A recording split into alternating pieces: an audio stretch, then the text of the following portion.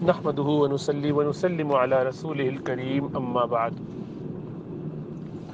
اللہ سبحانہ و تعالیٰ نے والدین پر یہ ذمہ داری ڈالی ہے کہ وہ اپنی اولاد کی اچھی پرورش کریں۔ تربیت گھر سے شروع ہوتی ہے، ماں کی گود سے شروع ہوتی ہے۔ والدین کی اس میں بڑی ذمہ داری ہے۔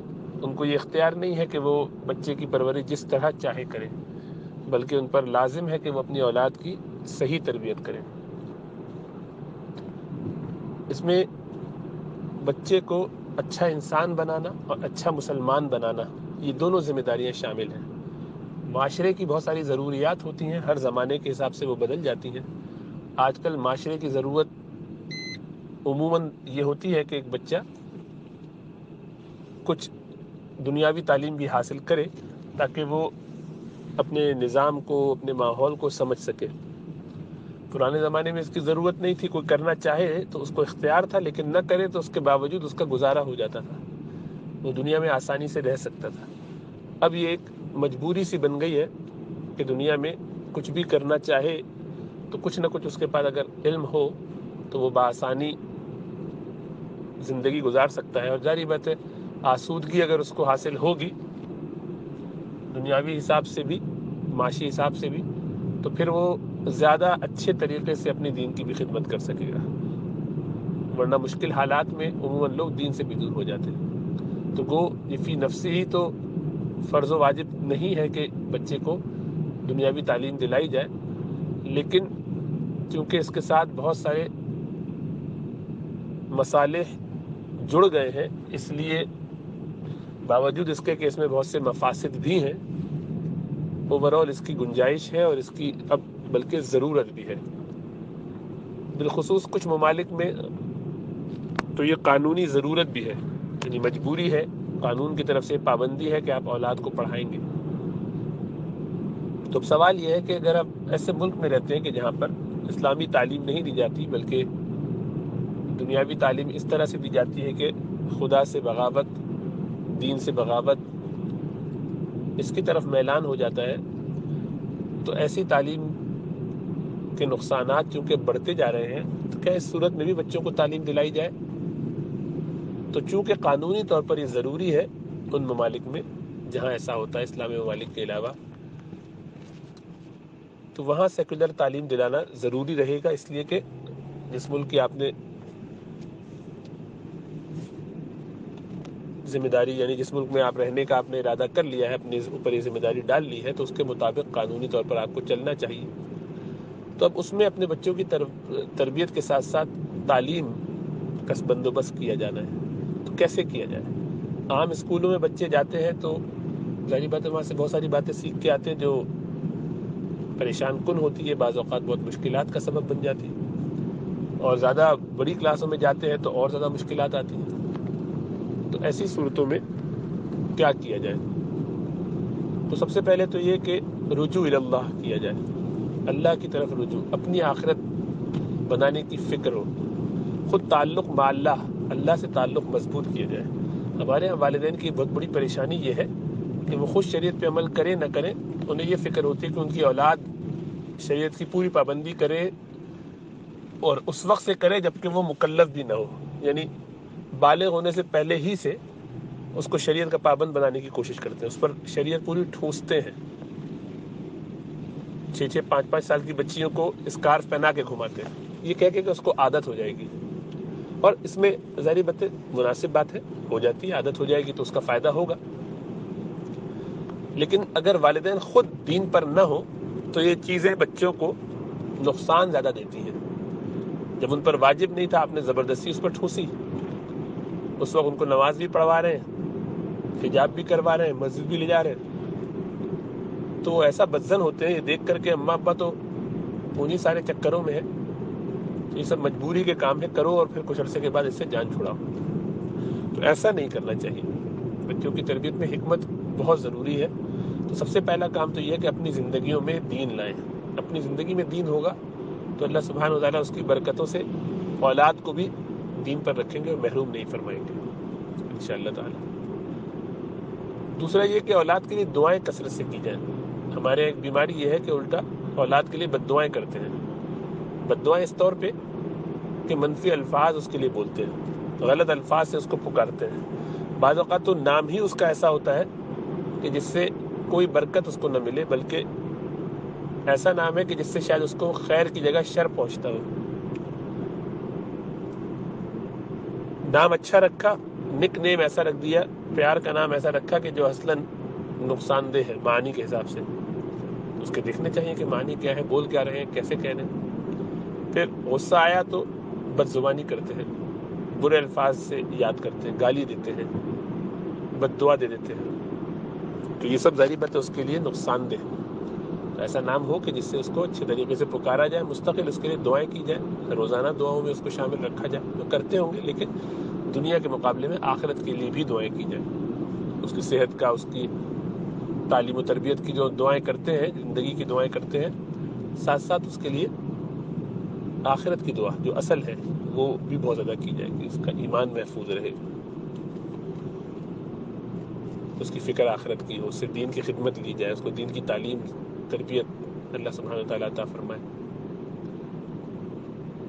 اس کے ساتھ اس کو آہستہ آہستہ پیار محبت سے دین کی کچھ باتیں پڑھائی سکھائی بھی جائے گھر سے ہی، اور وہ اسکول جاتا ہو پرائمری میں تو کوئی مذاکرہ نہیں، پرائمری میں بچوں کے بارے میں کوئی پریشان نہیں ہونا چاہیے، وہاں اسکولوں میں جو بھی کچھ پڑھا دیا جاتا ہے اس سے اس بچے کو کوئی بہت زیادہ فرق نہیں پڑتا، اس لیے کہ وہ اتنا چھوٹا ہے کہ اسے ان باتوں کی کچھ سمجھ نہیں ہوتی، وہ عموماً اگنور کر کے اس کو گزر جاتا ہے۔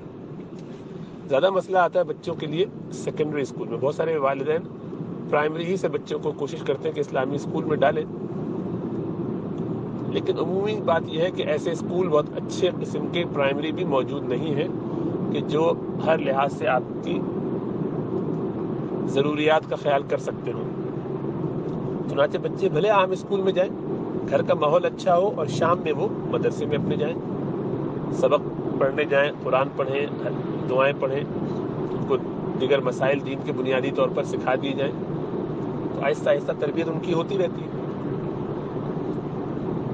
پھر یہ کہ کیا ہوم اسکولنگ کی جائے؟